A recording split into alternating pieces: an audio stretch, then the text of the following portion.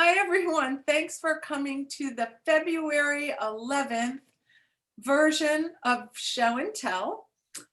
We've got three fabulous artists today who are going to talk about their work, themselves, and whatever else they want. And we're going to just start with Dennis Dahill. And you can take it away, Dennis. Okay, do I click share screen? I have to. You have to do that, all right. Yeah.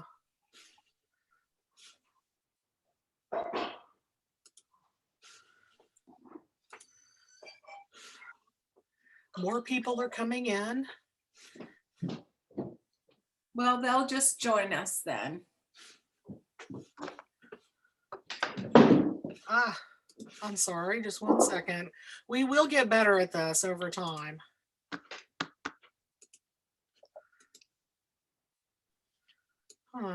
Dennis is big on my screen.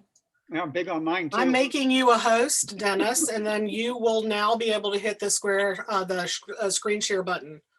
We'll get faster at this as we learn. So I click the screen share and I should be able to see my presentation here. Yes, we'll let you know when it works.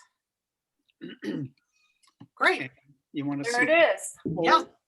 things, so I'm going to do this. Lovely. For everybody. Perfect. All right. Well, let me give you something more interesting to look at while I tell you a bit about myself.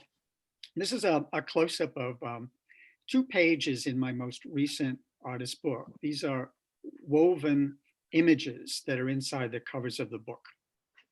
So my current work is kind of a return to something I often do, is to integrate different art forms. I was an art teacher for a while, so anyone who's been an art teacher knows you've got to have a whole lot of arrows in your quiver. So I try to mix things up, and I was integrating sculpture with fibers in a book format, and started doing that years ago, and I'll show you the example that I worked on.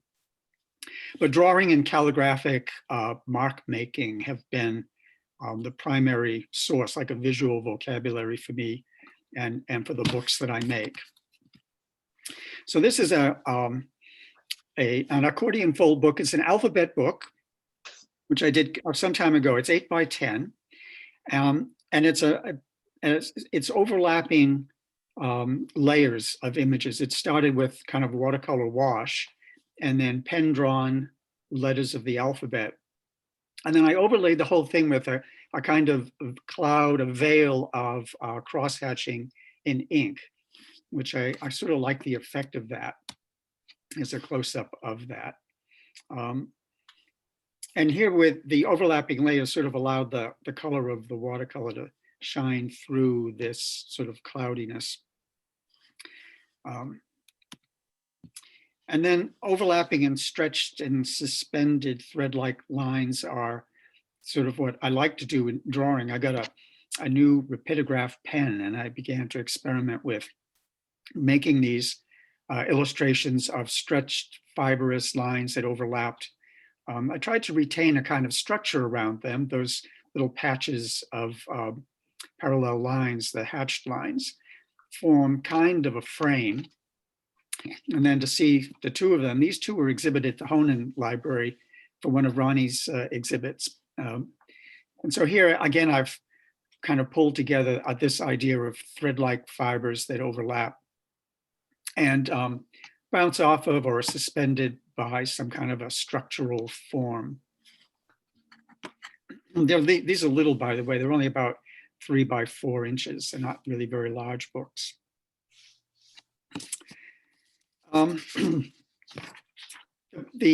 This is a hinged box. This is the first example. I made this years ago and I've been lugging it around or storing it in boxes.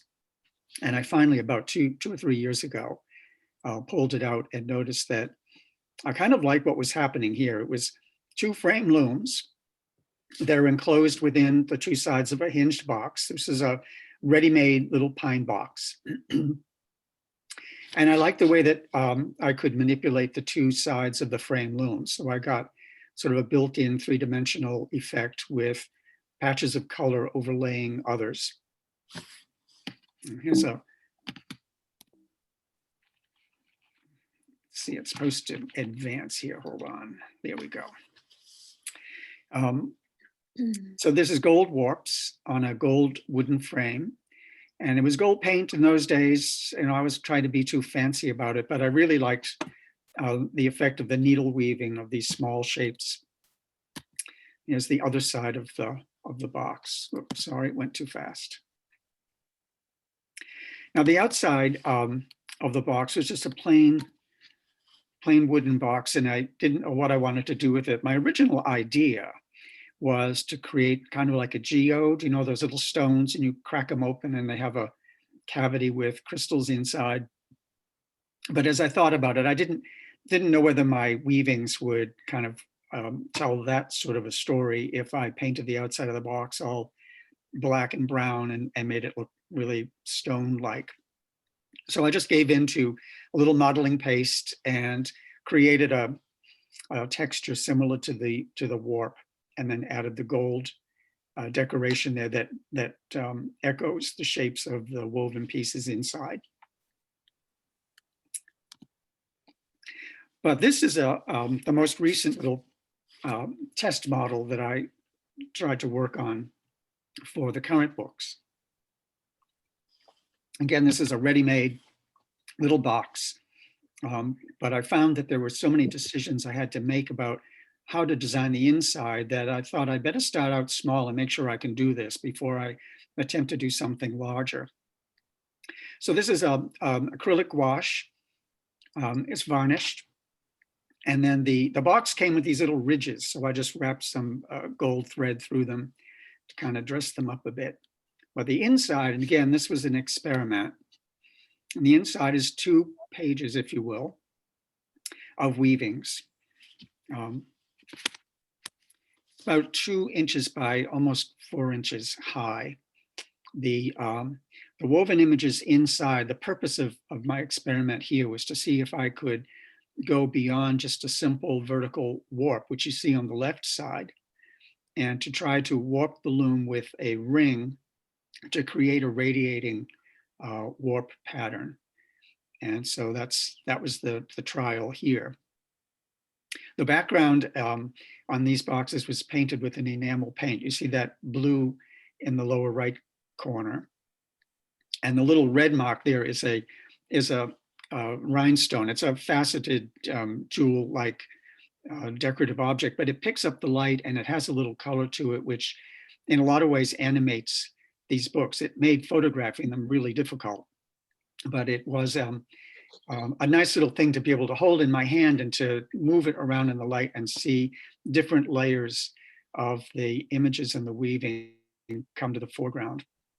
In the eye of the ring on the right is a mirror, and you can possibly see the reflection of the backside of that ring coming through the opening. On the left side, it's just a simple warp. The red weavings are on the inside warp, and the gold weavings are on the outside. The ring is just suspended in midair between the 2 levels. This is a little bit better view of those 2 sides. There's little beads that I strung together inside the one on the right, and a few of them on the left as well. Stringing the beads is a nightmare. They won't stay put and they slide around, which can be fun in a way, except that that's not what I intended. So I ended up having to figure out a way to glue them to their little threads. So what goes on behind the scenes? The left-hand side, the left-hand picture is what the woven frame looks like before I assemble the box. And it's a massive coatings of glue and little nuts and strings and things tied to each other to keep it all in place. That was the most difficult part about creating that image. In the center section there, you can see how the inside of the box has an enamel, glossy enamel color that helps to reflect some light back out from behind the weaving. The 2 woven frames are below them, and then they're covered with the gold leaf window frame, picture frame, that covers up a lot of the gluing and the messiness around the construction. And on the far right, are the frames that are prepared for the next series of 3 books. These are larger, and I'll show you the first one a little bit later. The woven panel at the top are the ones at the top. They're gessoed, and then the gold window frames are down below. Now, this is a picture of the first of 3 books that I showed with the exhibit over at the Faneuil branch of the Boston Public Library. And that was the artist's books about books, I think it was. I forget, Ronnie would remember what it was. But the idea was to find a book in the library and to create an artist book that reflects some aspect of that book. So I chose on this one to use a medieval manuscript of a book of hours by Jean-Duc de Berry from the late 15th century. And I wanted to try to imitate the color of the illustrations, the miniatures, which are brilliantly colored. They're really, the intensity of the color is wonderful. The benefit of a book, I guess, is that you close them and you preserve the color. But they also used a lot of gold for borders and for decorative elements within the illustrations and the text. So I kind of moved those 2 things together as the elements of my construction here. It's two pages in a book. The frame is a horizontal warp, and then I overlap that with strings of metallic thread that cross over the woven images, and in some respects connect the 2 images together, one from one side to the other. And this is another view of the same book, just to show you that by holding it in different ways, I was seeing different things. And in the top 2 smaller panels, the metallic threads become almost iridescent. They're really amazing to look at, the way they sort of flicker in the light. And when I put them together, I wanted to show you how their little bindings, their covers look when they're painted. Just a simple color to pick up colors from within the book and to apply them to the outside. And there's another close-up of the second book. And then little gemstones and a metallic star in the left-hand side. There are little colorful stones like that behind all the weavings, which are not immediately visible. You have to kind of twist the book around a bit to get to see them. But the weaving is on 2 layers, overlapping layers in both sides. And there's another one. And part of the complexity of doing this books, and I learned this not just from the little working models, but also just dealing with how to create the images, is when I initially set out to design the page, if you will, with, in this case, on the right-hand side, there's a panel at the top and then 2 columns. But that's going to dictate to some extent what kind of image is woven or pictured in the space below. So it becomes another decision point in the creation of the book.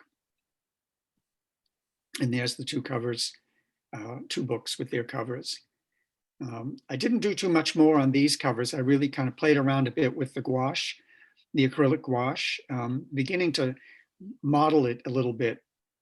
But I was running out of time and I had to get the books ready to go. So I just left it with a little colorful trim around the edges of the books, the sort of mitered edges. But this is what I'm doing for the next series. And I've found these, a lot of this is ready-made. Many of the things that I'm picking up, to try to do this on my own, I'd be working at these books for many, many years, I think. But this box, these were 2 boxes that were not hinged. I had to do the hinging myself, but also picking up the sort of two-dimensional, 3-dimensional objects, star-shaped patterns was going to be the way I would decorate the covers for the next series. And this is how they all fit together. So I gilded the wooden die-cut forms. And then on the painted box, I painted in the areas which will show through the die-cut openings. And then when I combine the two on the right, that's what they look like. And while I'm doing all of this, I'm working on my sketchbook, and I found that I wanted to show you a couple of drawings from the sketchbook because they began to influence one another. I had a sketchbook of Fabriano paper, colorful pages, and this is a single drawing, but as the light shines across it, it really changes. So the purple ink on the left is really only evident when there's no, or a flat light on the page. Then there's the red mosaic pattern in the middle, and then the gold leaf, which just steals the show. And then it was a whole lot easier to put little beads on strings in my sketchbook than it ever was trying to do them in the box. So I put these into as a kind of release of tension, as well as just an idea of maybe exploring some other way to combine those two things together. So this is the book. This is my first book of the next series. And this one is entitled Helios and Selene, the sun god and the moon god. Helios, of course, has the golden threads on the left, and the silver radiating threads is Selene. So same process involved, except for the background. There is like a painted background. And I had, it was, I guess, serendipitous, but I went to the Blick store in Central Square, and they were allowed us to experiment and play with alcohol inks on UPO paper. So I splashed around my colorful inks, getting back into my psychedelic 60s. And I took the page home with me. And the colors are beautiful, and I wondered if I could ever use them for anything. And then I decided, why not try, instead of loading up the background with objects, little gemstones and metallic objects, perhaps just a page of color. So Helios got a nice sort of orange and yellow and some green earth color there behind his page, and Selene has a beautiful blue and violet behind hers. So there's a close-up view. You can see some of the elements that are in there. There are the little gemstones in there, but they're not showing up too much in this particular shot. They're in there, buried behind the weavings. There are mirrors behind the eyes in the radiating portions, which do create a really nice effect. So my last slide, I intended to delete this slide because I thought the photography was just not quite there. I really couldn't see it too clearly. But then I realized that it's sort of deep shadows and that kind of golden glow of the light passing between the two pages does, I think, best represents Helios and Selene as a story in time and space. It is nightfall, and Helios's crown of gold grows dim, but his glorious light lingers in the darkness to brighten Selene's radiance as she rides her silver chariot under twinkling stars in the midnight sky. So that's my latest work. And that's the end of my show. Thank you, Dennis. These are gorgeous. Thank you. I particularly love gold leaf, and I use it in my own artwork. And I love the way you've cut a cutout where it inserts. It's very iconish to me. What kind of wood do you use? Balsa? It's more than balsa. It's for the frames. It is it basswood? I think, if I'm pronouncing that correct. Yes. Yeah, it's the stuff that architects use. Okay. For their models. So that was another learning curve, is how to cut all of these little things and make mitered corners. That was a challenge. But I did all of that. But the boxes themselves, the covers, they are they're just I think they're just pine wood. Right. Boxes. I don't know what they were ever made for, but I put them to use for this. Yeah. Well, really, really beautiful. Thank you. Was there, let's see, you got a lot of comments. I did? Oh, Ah, I can't, So, let's see, can I get out of this? yeah, Yeah, okay, good. Yeah, I'm I have us backed into the grid so that everybody can see everybody at the moment. That wonderful. was fantastic. I loved your pace. I love seeing all the process angles and you're right, man. You move that light in the angle and the things colors and the highlights are totally different. It's fantastic. Yeah. Thank you. so your first one, someone says it, or Christina said it feels like paste paper. That was the cover with the lines being Yeah. smeared. That did feel a little like paste, sort of, which was Right, interesting. except it was 3D. Yeah, with yeah. That, what did you call that stuff that you put on the front of that first one It was and just, foamed it?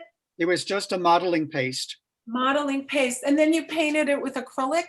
Yep, it's a gouache, acrylic gouache. Acrylic gouache. Very cool. Really, I love the combing and the piling. It was like working with icing on a cake. I know.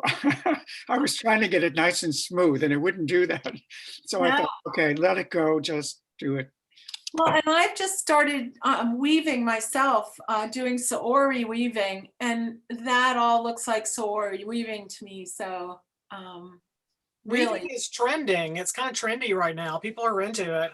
yep. I'm digging it. I think it's just fantastic. And I definitely feel the illumination, which was one of my comments. Oh, That yeah. idea of the connection with the illuminated manuscript, totally. Yeah, I felt Yep, that. and the religious icon things, the way they're hinged. Yeah.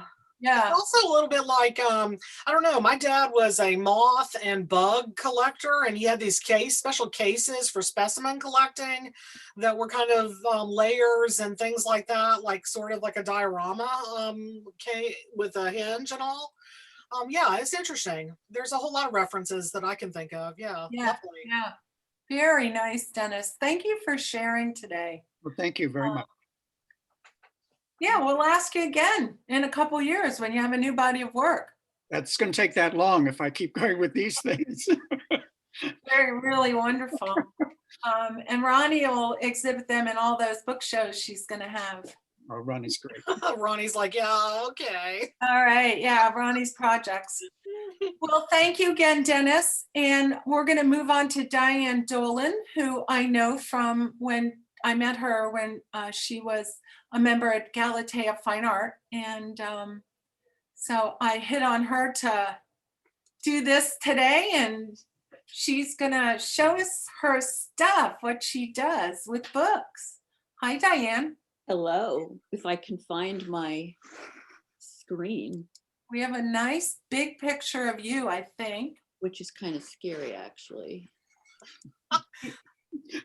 Sorry to ruin your recording. How do I get out of this to my screen? Go into the view that's sitting up in the middle. When you roll over, it'll show up and say exit full screen. Sorry. All And right. you accept the host responsibility. Just take I accept host. Did you get a note for me? That's not what I get. I get show manage participants and show chat. Oh, I got it. I got it. Okay. Now, I'm so sorry. No, I Not think at it's all all. good. And this is so much better than the first two. Uh, We're We'll getting get better and better. Just take your time, Diana. all right. Here we go. That was a hard act to follow. Great work there, Dennis. All right, for those of you who don't know me, my name is Diane Dolan, and I am a painter and a book artist, and I live in Charlestown and Round Pond, Maine. So here we are, everybody's favorite book, cover to cover. This is what started it all for me. I bought this book as a resource for my class. Darlin, I don't have a screen share established yet. Oh, you don't? No, I thought you were just talking before you started, so I didn't. I hate to interrupt you. We don't see your screen at this point. Oh, so what do I have to do to get you that? Okay. Again, it's either in the bottom when you roll over at the bottom of your screen, or it's in the top. I think it might be in the bottom. Oh, the screen share thing? Yeah, and then you're going to hit desktop, Oh, I and already, it'll make your desktop show. It I should did. be green when you activate when you move your cursor. It'll Got it. say share screen. Okay, I did that. And it should ask you like how you want to share it, and just hit desktop is one of your options. Okay, That usually works good. Or desktop. Dennis had the little picture of him. There you go. is that it? That's Yeah. it. Oh my God, so sorry. Okay, there we go. All Cover. right, back to the show. All right, so this book I bought for my classroom as a resource, and it sort of opened the floodgates for me. I wanted to make everything in there every day. And I kind of had the Seinfeld approach to bookmaking. They were just books about nothing. So I decided to take a printmaking class with Esther Maschio. I had done a lot of printmaking in graduate school and art school, and I thought this would give my book some direction. So this is a fragment of the first print that I made, and the print is probably 18 by 24, and it was awful. It was a hot mess. And Esther said to me that you're approaching this the wrong way. It's not always about the whole picture. Sometimes it's about the parts. And I thought, well, that's a really good perspective. It's not the way I approach things. And I thought that would be very helpful. So home I went and grabbed this print, left over from art school. I have a whole flat file of really bad prints. So it must have been an assignment about texture. So I took Esther's idea and I made myself a little stencil or a little window, if you will, and I started focusing in on different parts of the print and decided to create this accordion fold book. And I had a prospectus for a show called Black, White, and Gray. So I thought it would work perfectly. And then I really got into the idea of layering, and I dyed this handmade paper to match the color theme. And I liked the juxtaposition of the real texture and the simulated texture. And all the paper was smooth and this paper was rough. And then I decided to back the whole accordion with some gray paper, which I felt brought out the handmade paper and really showcased the deckled edge. And I thought it really helped focus on the prints themselves. So I felt it was a good compositional move. And then I tore the paper because I felt the organic nature of it juxtaposed with the straight cuts of the little prints would be something that would make it more interesting. And this is the accordion book as a whole. It's about 24 inches long, maybe 8 inches high. And then this was the cover. And I stamped the title with a metal alphabet set that I have. And I like the idea that it's very subtle and you can't really see it. But I think for me, all books need to have a title. I know that's not true, but for me, all my books have a title somewhere. So this was a way to get it on the front and not make it, too in your face. And then I created a little weaving out of all the print scraps. And I named the book along the way because for me, the book was about my journey as an artist, journey in life. And all of us along the way, hopefully we learned something new. And this book was about what I learned from Esther. So the books I'm showing you today are books that meant something to me in one way or another. They're not necessarily milestones, but they were meaningful. And this book I made for a show called Shelter. And I know several members were in that show. And it was curated by a woman named Veronica Morgan, I think her last name was. And when she gave her concept of shelter, it brought me back to my nursing school days, working down in the Bowery with homeless men. We worked in men's shelters down there. And at that time, the Bowery was filled with shelters and homeless men, and the streets were littered with these refrigerator boxes that these guys would use as a house. So I came up with the thought, the title, a house is a box and a box is a house. And I wanted to make a structure that was a universal symbol for a house, the square with the triangle. I wanted it to open and I wanted it to house little books. And it had to be easy to open and manipulate because the book was traveling to several venues across the country and people would be able to manipulate them. So I couldn't have anything too complicated. So inside the books, the house structure, I had 4 little books and I used the little questions that we had in elementary school: who, what, where, and why.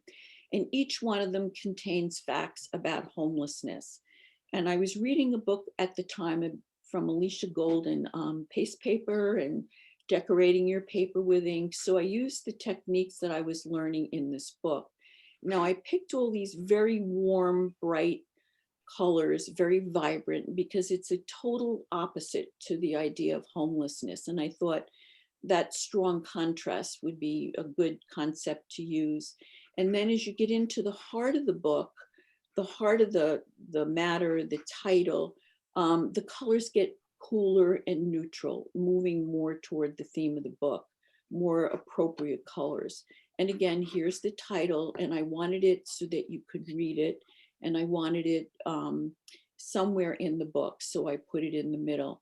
And if you notice, the paste paper has a lot of incising in it, and that was the title of the book. But it really was important to me that you be able to read that title. And then here are the little books open. Each book was a different kind of structure and opened in a different way. And that's something else that was very important to me too. And I ran the paper through my printer so I could experiment with different texts. And that's that. And then I included this book because this was the book from hell. This was my worst nightmare. And I don't know if I could ever do anything like this again. So I curated a show called Artists Who Make Books. And a couple of our members were in that show. And the premise of the show was that we were all book artists, but we all do other things. So in the show, on the wall, you had to have your artwork. We had printmakers, painters, sculptors, photographers, and then you had to have books that went with it. So I'm an oil painter, and I was using oil paintings that I had just used for the 8 Vision show at Attleboro Art Museum. So I wanted to use those again. So I decided that my book needed to have oil paintings in it. What a bad idea. So I had this paper that was nice and heavy, and it was perfect for the paintings, and that part of it went very well. So I made sure to measure all my panels that they would be the size of the book. And the actual book was a codex that opened up. Oops, sorry, I didn't mean to do that. So I painted the sheets before I cut the panels. So I wanted to make sure that the panels all matched up, and the book format was going to be inside the codex. It was going to be an exquisite corpse book. Another extremely bad idea, especially when you're working with oil paint. So I thought the exquisite corpse fun part would be how all the little panels would match up and overlap no matter which way you turned the panels. And there were a lot of combinations. And sometimes when I would cut the panels and open them and fold them back and forth, I would find things like this. This little stick would be here, but there would be nothing to go with it on the other side. So I had to add things to the book as I went along. And then I had to put the book together, and that was another issue. Whatever glue I used, everything warped and bubbled, and it was a mess. So I had to do about half the pages over.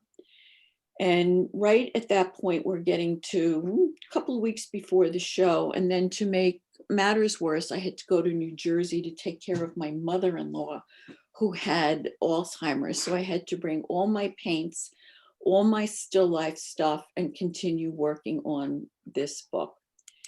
So the book had to be able to stand. I eventually found a dry mount system that worked.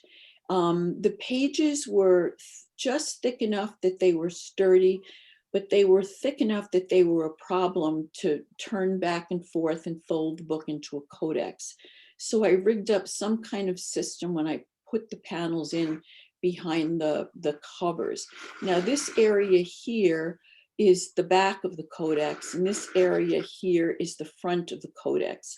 And these panels cross back and forth. And this is attached also to the back panel.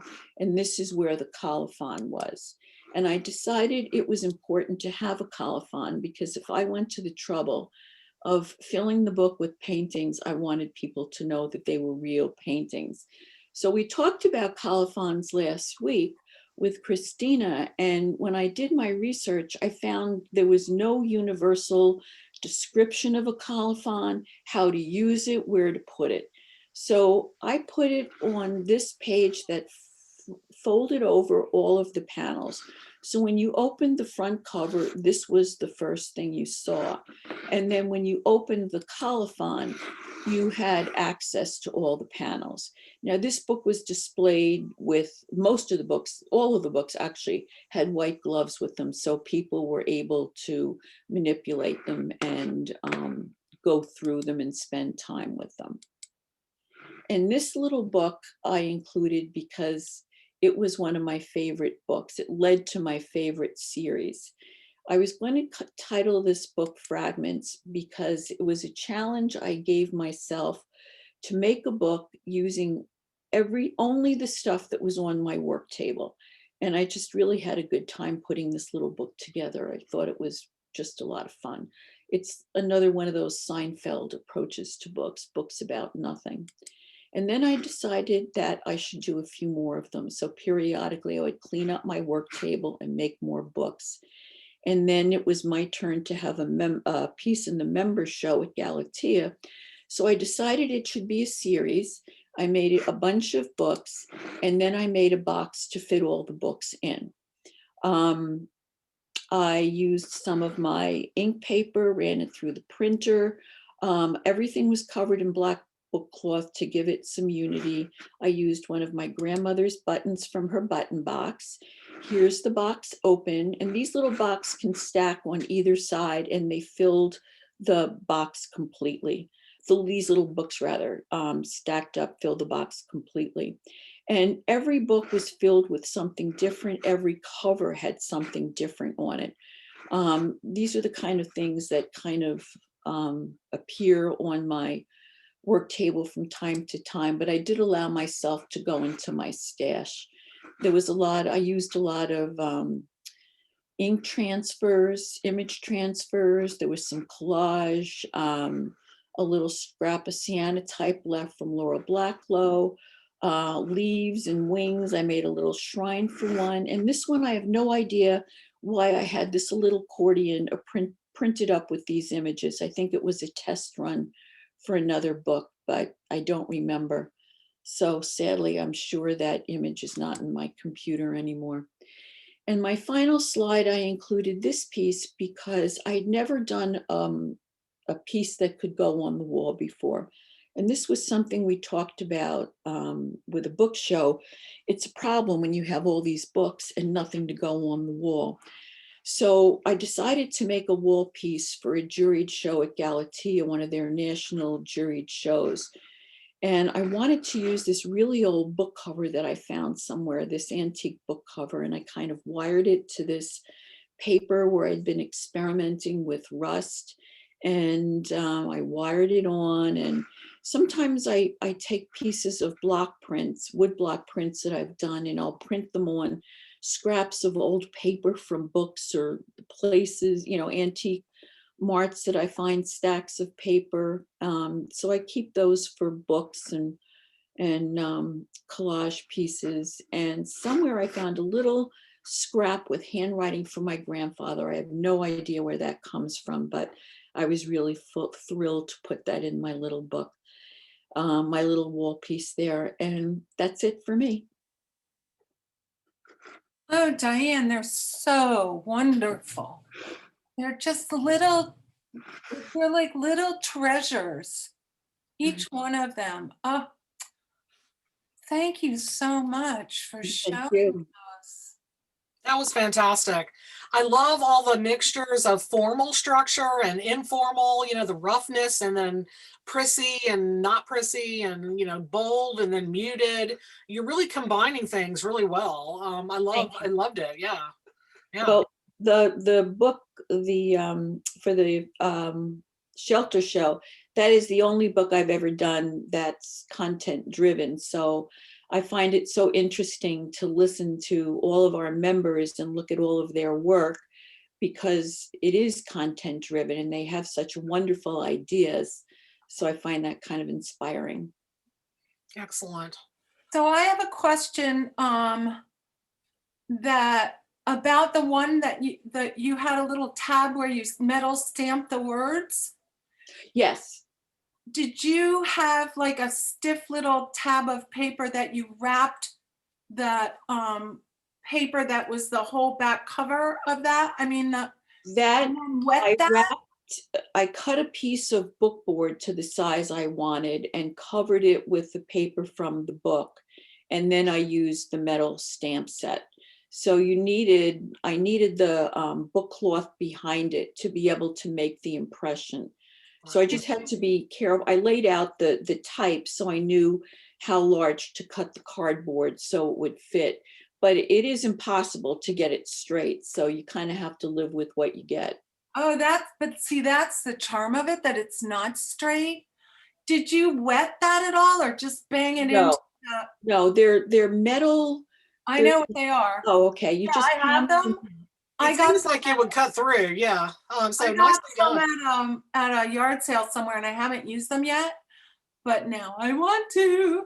Oh, they're good in metal too. One of those oh no, I do have a book where I cut a strip of, you know how you can buy those sheets of copper and brass in the art supply store? You know, Yes. I had scraps of that from when I was teaching. And you can cut it with scissors and put grommets in it and then use your stamp set. It Yeah. might work on leather too. Yes, it does work on leather. Yeah. Very well, as a matter of fact. Yeah. Very, very nice. Yeah. Thank you. Wow. Good, good, good. So there's a question to you from Heidi. What size are the books inside your last example with the books in your life box? Oh, they were tiny.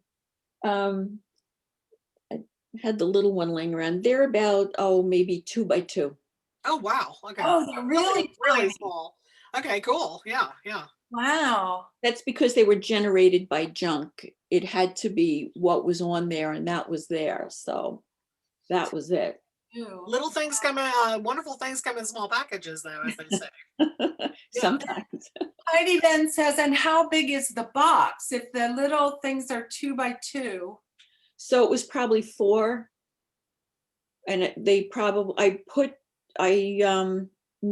stacked the boxes in 2 piles. 2 piles. And then measured drew the base of the book board. And from there I could get the cover. And from there I could do the panels that close around it. Brilliant. Just lovely. They're So. really lovely, Diane. Thank you. Thank you. Thank you. Beautiful, beautiful work. Yeah, you got a lot of accolades here. Yeah. Oh, Thank you, Diane, for opening up the floodgates for us. Great presentation. Love variety of materials too. Great job. Love the work and love hearing how you solve the problems. Yeah, because we liked hearing about the problems, I think. Right? That's a lot of problems. Yeah. Yeah, because it's always problems. It's comforting to hear about the other people's problems. You're not the only one. Yeah. Exactly. We need to share problems as well as successes. And do we learn not to be solving these problems 10 minutes before the deadlines? Oh, yeah. No, That's never learned. that. never. No, never learned that one. No. I've gotten better over the years because of like, especially with wedding and portrait and bar mitzvah albums that I've been making, to do a test run with like some really low end products before, especially if a box is involved. And sometimes I'd prefer to make the book to fit the box because they're a little teeny little mistake and it doesn't fit right. No, it does. Yeah, making like a mock-up with cardboard, to really make sure it works right, that kind of thing. Yeah. That box was an easy box to make. And I think there were directions for that box in some book that I have about making books. So, that was something that for once was not difficult. Yeah. Box making can be a real challenge. Yeah. Yes, especially on a deadline. But you can make millions Yeah. and you can own a football team. All right. Well, thank you again, Diane. You're And we're going to move on now to Judy Hochberg, or is it Hochberg? I say Hochberg, and that's the reason I say Hochberg is because when I was newly married and working for an insurance company, I was a claims rep. And whenever I'd get anything addressed sent to me 100 years ago, the spelling was incredible for Hochberg, Hitchberg, Hatchberg, Hoochberg. So I started calling it Hochberg, and that way the main mistake was H-O-C-K, and it solved the problem. So I just kept on with that. All right, Judy Hochberg. Now, Diane, if you can stop your screen share and I think she has already. she has. All right. I think so. Yeah, I think so. And how is Or has Judy she? going to show today? Let's see. How do I get myself off of here? If you go into that share screen, green button down at the bottom and kick it back to me there, it's giving back the hosting. I thought I had done that already. Roll your cursor over, activate your Reclaim. I can do it myself, actually. Oh, good. There we go. I think we've got a good handle on it now. Okay. Okay, so then I have to go to screen share and We're click going to on add it. a spotlight on Judy so that her head's big. And we're going to Get rid of Diane. see. Remove spotlight from Diane. See, we're learning how to do this. look at that. You're almost All right. So I've changed over the host now. So Judy, it's you got to find in the share screen and go from there. Okay. So what do I do? Oh, files? Do I hit files? no. You Click just on start your screen desktop. share first, and then you can open up whatever you want to show us. So it's right in the middle at the bottom. Green. I know, I did that, but I Okay. sent you the slides. So what do I? Oh, I'm sorry. I thought that you said at the beginning when I said, is everybody going to do their own? I can do yours. Absolutely. Okay. And I'll just try to gauge. Yeah, I'll just try to gauge what's going on there. So let me remove you as host, and I will host your screen and just put you in speaker. Oh, wait a minute. Okay, You're figuring it out. Do you want to do it yourself? No, I don't. Okay. That's hilarious. I had clicked. I'm going to reclaim host. Okay. Okay.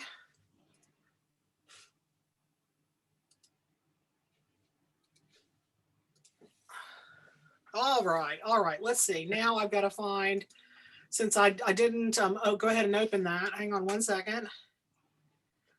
Wow, we get to see your whole desktop. I know, I'm a busy gal. I thought I had a lot of stuff on my desktop. Okay. All So right, here we let's go. Start with taking inventory. All right, yeah, so this is an alphabetical slideshow, so I'm gonna, instead of doing it that way, I'm just gonna do it this way. Yeah, okay. Is that gonna work for people, since starting a slideshow means that it's not gonna work as nice? Yes, it's fine. Okay, great. I'm gonna try to go as fast as you want me to go, Okay. but you could just tell me, next slide if you need to. Okay. All right.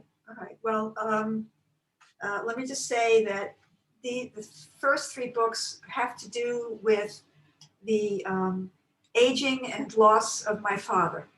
So let me say, I did this book around 1998, so it's a long time ago.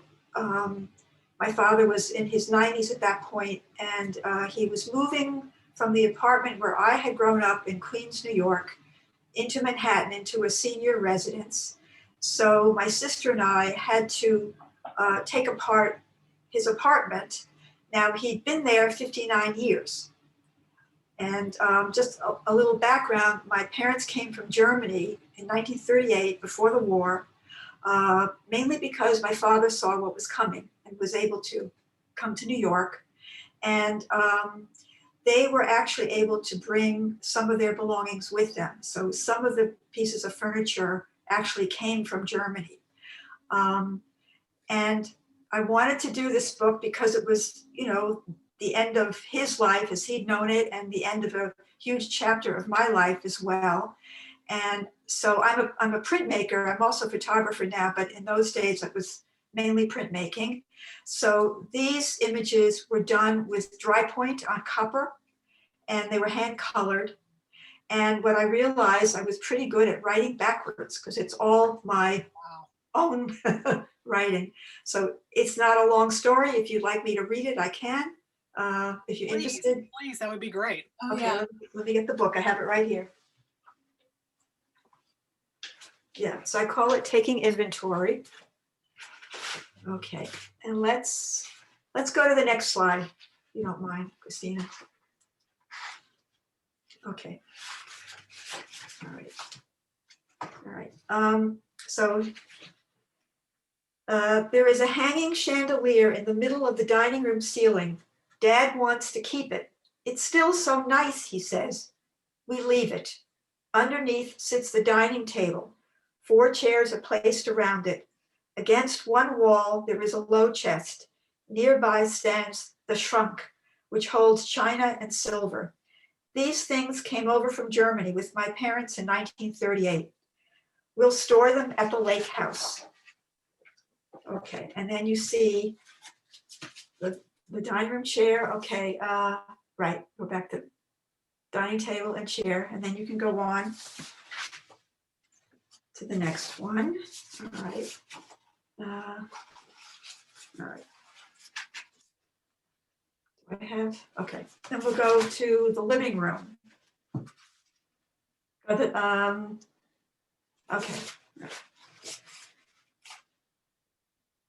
The sofa's gold stripes have turned gray from 40 years accumulation of New York soot.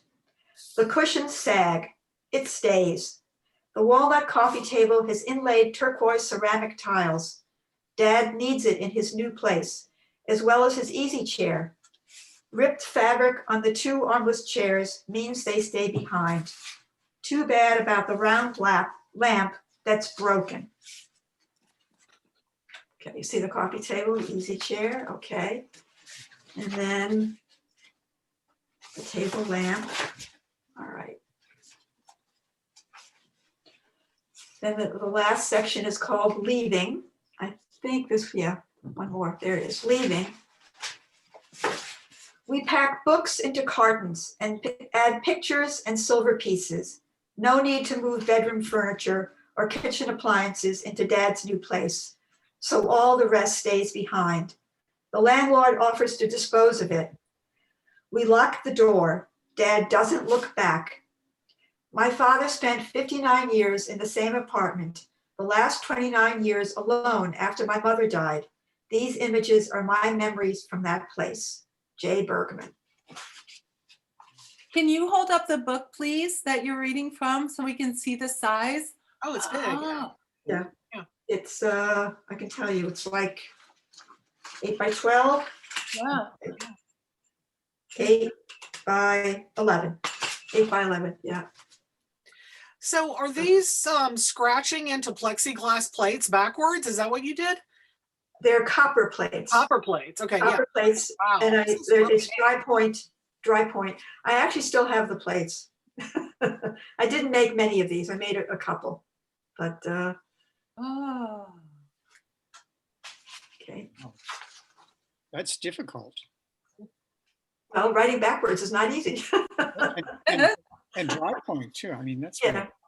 Well, I love dry point, but you know, I don't do it anymore, but I loved it then. wow. Okay, So then we'll go to the transforming power of time is the next one I want to do. That one, yeah. There you go. Okay. Let's go to the cover. Yeah, okay. So, so the one thing, I had a number of wonderful photographs of my dad. And by this time, this was 2005, I had been introduced to solar plates, polymer plates. And so I created this book. Actually, Lori Alpert, who's on this, she showed me the template for doing the folding of the pages, okay? So the cover is paste paper and letter stamps. Okay, go to, right, okay. So I took the photographs of my dad and I scanned them into Photoshop and manipulated them and then did a monotype from it. So it's my dad from infancy to old age.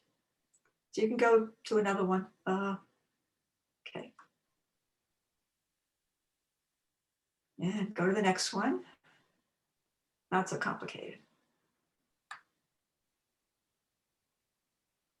Okay. I think that the modeling is lovely over the top of these images, and it's not something you would think would work so well, but it's really beautiful. Thank you. It looks like a transparent marbling. Mm. I honestly don't remember. It's so long ago, you know. No, I think, you know, it was, I did the marbling on the paper first, and then I printed the images over it. But Yeah. so Great. okay, and then there's one more book about There's actually several more. We have Little Cat Lost. oh yeah, no, I'm And saying we have Carl's Life, and Carl's then we Life. also have the Carl's- yoga. Carl's Life is the other book in this Okay. period having to do with my dad. So again, and I actually have some prints. Let me just show you this. Okay. So this was, Oh, I'm using the same images. So what I did here was I did watercolors based on the photographs and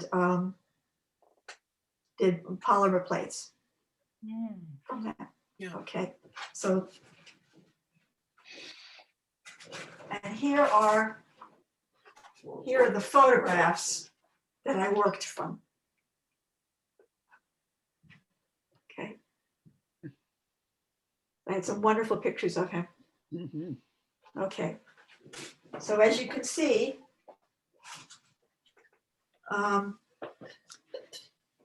my father died 2 weeks before his 99th birthday. So, and he was very active close to the end. So I just put this into a book.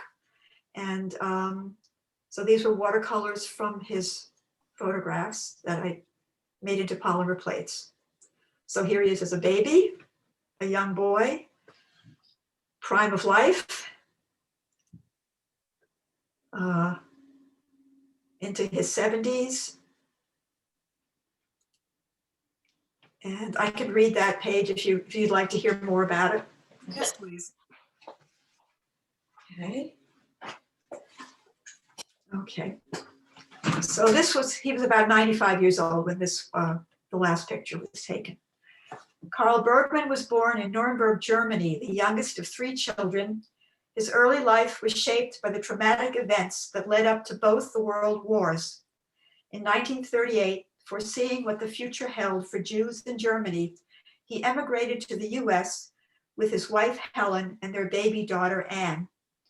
They settled in New York, where their younger daughter Judy was born in 1944. Carl spent the next years building a business and providing for his family. He prospered and enjoyed a long and vigorous retirement, despite losing his wife when she was 60. His enthusiasm for travel and love of the arts was matched by his enjoyment of time spent at his summer home in Putnam Valley, New York, where he entertained friends and family. Even at the end of his life, when dementia had stolen his memory, his wit and dry sense of humor would still occasionally emerge. As his legacy, his children, grandchildren, and great-grandchildren remembered with love and respect a life well lived. Beautiful. Really nice. Thank you. What a dedication. Yeah. So unfortunately, I'm sure people would say, well, what happened to my mom? Why didn't I do books about her? Well, unlike my dad, where I had these wonderful photographs, I only have 2 or 3 photographs of my mother. She didn't have any from when she was a young girl. Oh, And she died when she was 60. So she didn't get to enjoy that long old age. So it was sad, but she was a creative person too, but oh. I'm writing in the chat, what about photographing her objects as a potential way to get towards, a sensation of her? I don't have many of her objects. Oh, okay. No, I really don't. Yeah. So, I love the memorial book though idea and the commemorating and sharing and right, helping somebody's legacy on some level in addition to your own right, by publishing this thing, so to speak. Yeah. right. So it sits, my kids have copies of it, it's, Beautiful. again, it's a sort of a family thing. But okay, then on to something happier. We want to do kitty cats or yoga? Yoga, please. So let me back. Okay, we'll start with that This one. is Yeah, actually multiple books, right? it's 2 books. Okay, This okay. is one I of can them. see the order. I'm good. Okay, so let me just back up a little bit. Again, I did this in around 2004, and I was very much affected by September 11th, the events, the tragedy of that. And I spent the next couple of years doing a whole series of work having to do with September 11th. I didn't do any books. It was prints and drawings and paintings. And after a few years of that, I just said, it's enough. I need something joyful. I need to express something joyful. And I was practicing a lot of yoga. So that's what I started with. And so I have a series, of prints. Actually, I can show you more. I've as a result of my 9/11 work, I started using spray paint and stencils as a means of getting an image together. So I started using that with yoga as well. And so that's the cover. If you go to, there you go. So these are spray painted image, again, with polymer plates. And can go on, yeah. So sun salutation, those of you who do yoga, I'm sure you recognize. So just a technical question here. Are you creating your polymer plate from like an acetate that you spray painted with the stencils? Is that what's going on? Yes, Okay, I do. very I cool. do. What an interesting way to see that. Yeah. And I wanted it, I actually tried doing it initially. I was looking through my work today. I found a couple of prints that I had done, just watercolor drawings on, Duralard, but it was too specific. I wanted it a little more general. So that's why I thought the spray painted images were good. So.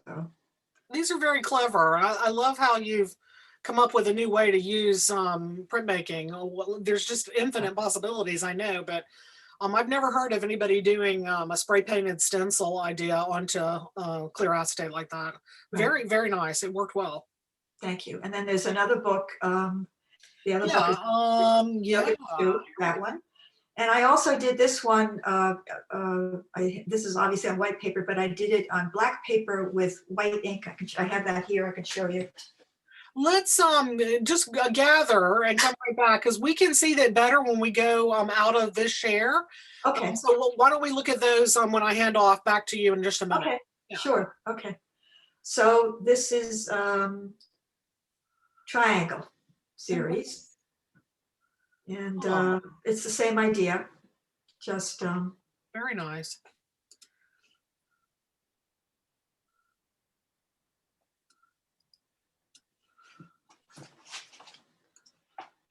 okay. And the cat book is on our website, so you can see some of, you probably might have seen some of these already, but Okay. this is wonderful. I love this. So I lost you. Is there, what? my screen went away and I don't, Oh my goodness. I'm not in the meeting anymore. We hear you Wow. and see you still. Yes, Ken? yes. Okay, you guys keep going. I'll figure it out. Okay, so again, a little history with this. I started writing children's stories. It was something that my mother did also. She wrote a few children's stories. When my children were very young, they inspired several stories. I wrote a few of them and illustrated them.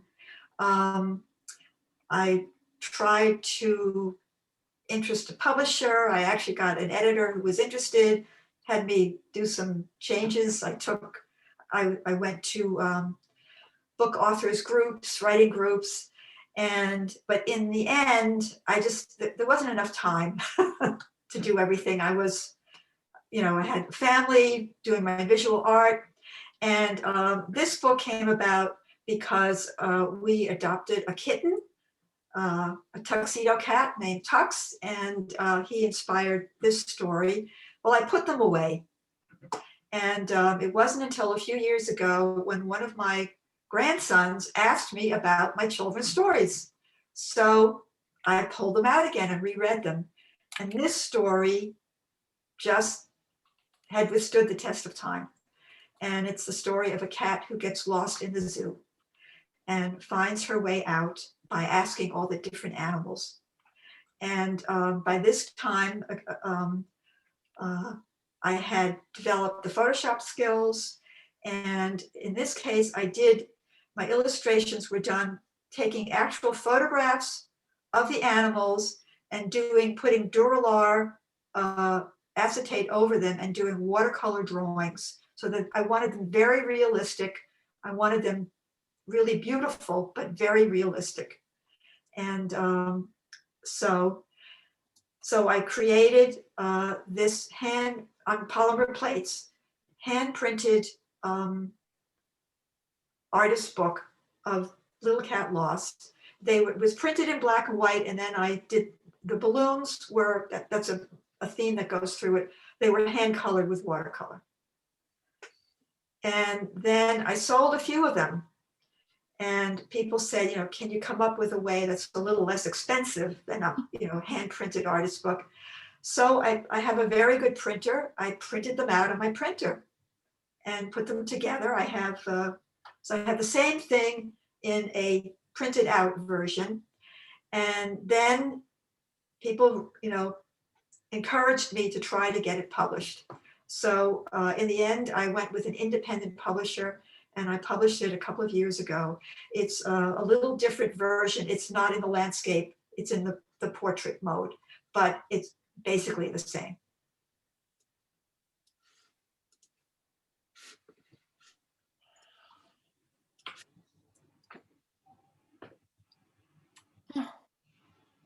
Man, I love kitty cat stuff, and so does the rest of the world. I This know. thing could really get out there big if you let it out. Right, well, He wants to get out of its cage. Set it free. In the zoo. Yeah. So if you like, I can read the story to you. Is there time? Do you want me to read the story, or is it too long? It's not that long, but. If you want to read the story, some of the story, that'd be great. Yeah. I love the way you've texted. The text is in the balloon shape at the beginning and at the end. Yeah. That's a really nice feature. Yeah, I get that. So, Yeah. All right, let me get it. Right here. I think readings are obvious to go alongside books. A lot of bookstores and libraries do artist readings or author readings. Yes, I've done it. I've it's I've great. done library readings and bookstore readings, but the pandemic kind of put an end to all of that. Well, I'm going to follow you through here, so I'll backtrack us. Okay, all right. So it's called Little Cat Lost, and One beautiful spring afternoon, Little Cat sat sunning herself in her favorite spot on the windowsill. All of a sudden, a bunch of bright balloons flew by. Little Cat was curious to see where the balloons were going, so she climbed out the open window to follow them. Each time she moved toward the balloons, they danced away. Finally, the balloons disappeared behind a tall iron gate.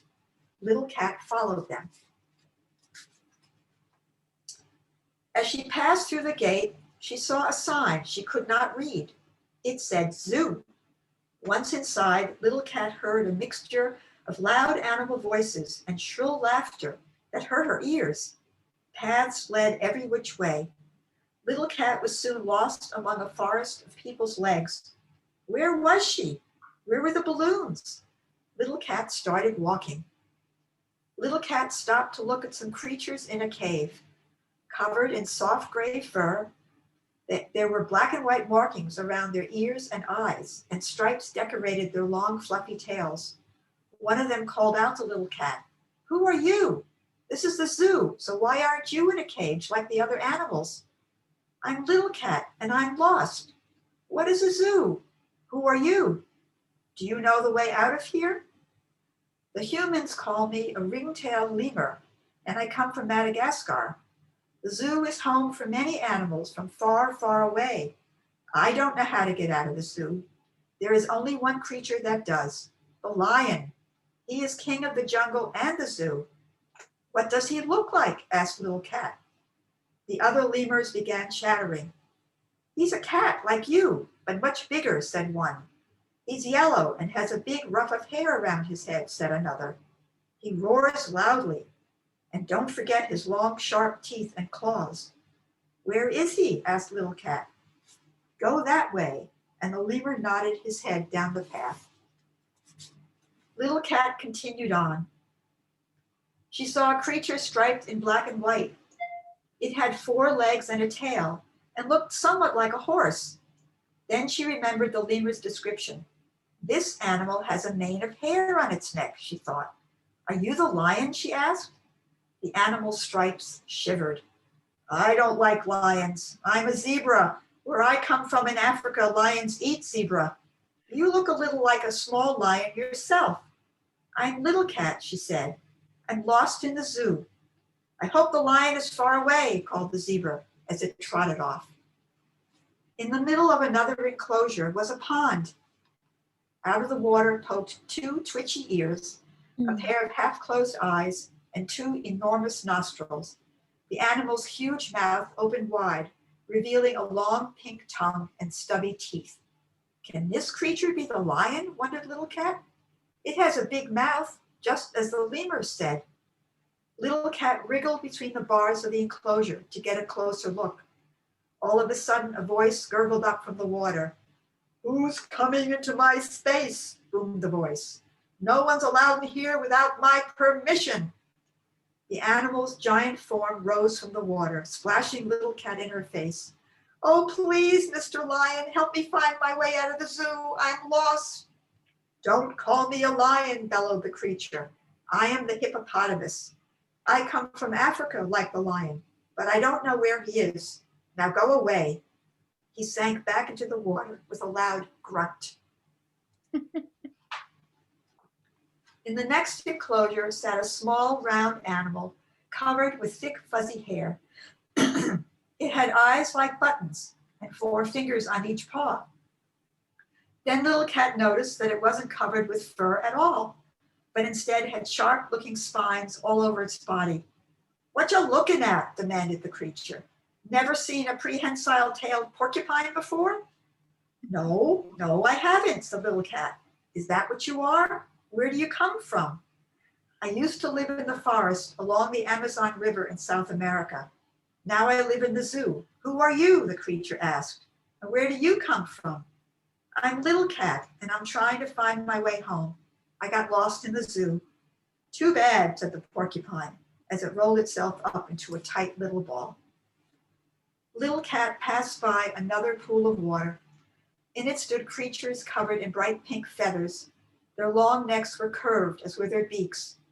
"What are these creatures?" thought Little Cat. She felt sure they were birds, not lions. One of them turned to look at Little Cat. "What kind of animal are you?" it asked.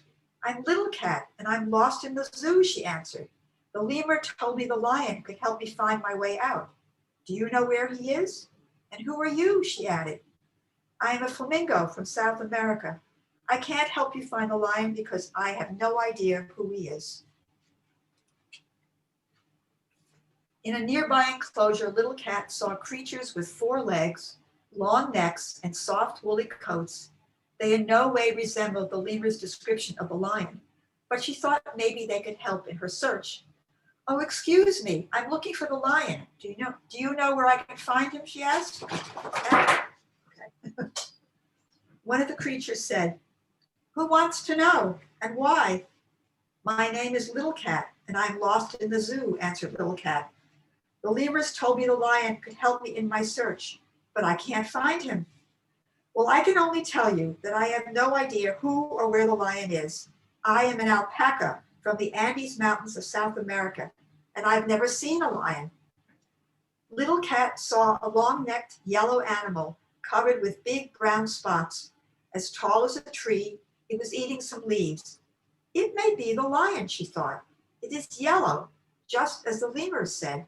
She came closer to get a better look. "Are you the lion?" she asked. The creature's large brown eyes turned toward Little Cat.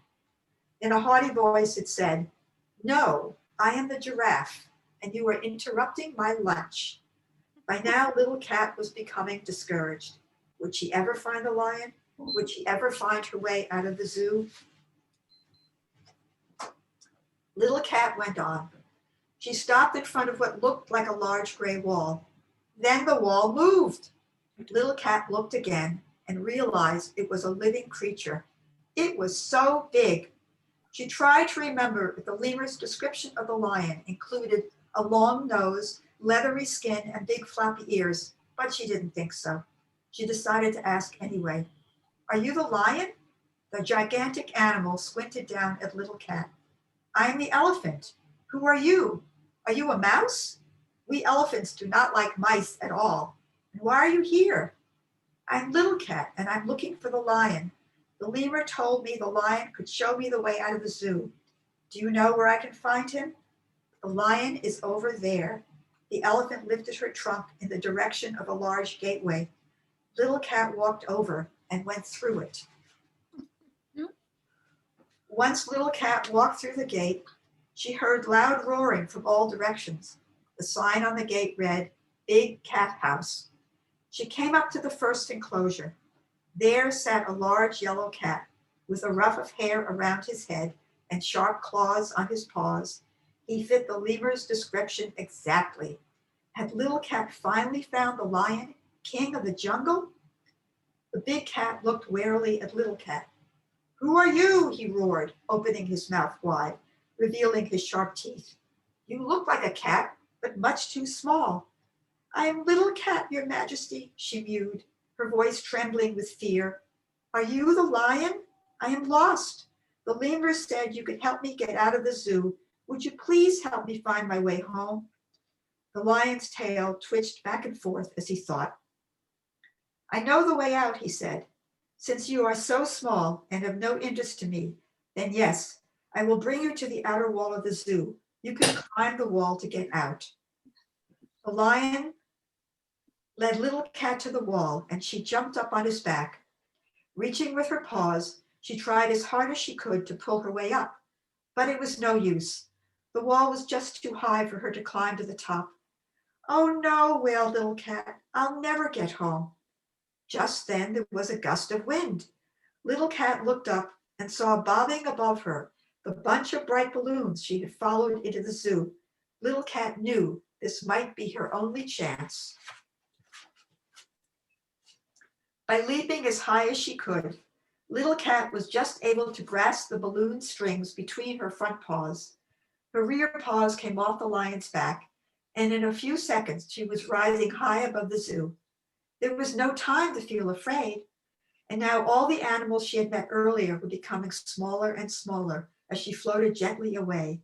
She wanted to wave to the lemurs, the zebra, the hippopotamus, the porcupine, the flamingos, the alpaca, the giraffe, the elephant, and of course the lion, but she couldn't risk letting go of the strings. Goodbye, she meowed. It was fun meeting all of you.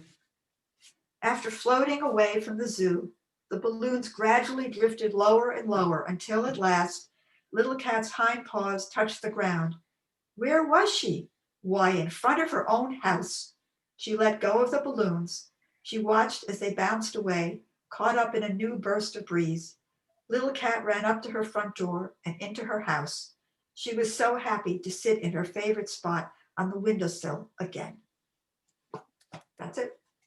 Bravo. That was so charming. I loved hearing you actually read it. That was really special. Thank you. Thank you for listening. I hope it didn't bore you. Oh, No, not at all. I have you in the full screen mode. If you want to hold up the print, I would love to see, especially the black paper version. Sure. Yeah. Okay. So this is the Oh, yeah. With the white ink. white ink. Yeah. oh. You see it? Yeah. Okay. I like that. That's got some interesting contemporary relevance given Black Lives Matters and such like that. Well, There that's might true. be some kind of interesting thing going on with that. Okay. Lovely. Thank you. Very nice. So, thank you. I enjoy doing this. Thank you, Judy. That was really wonderful. You're welcome. My little cat was bouncing around the whole time you were bouncing around in the sun. Right. Super books. Well, we've spent an hour and a half together, That's great. and I think that's plenty, right?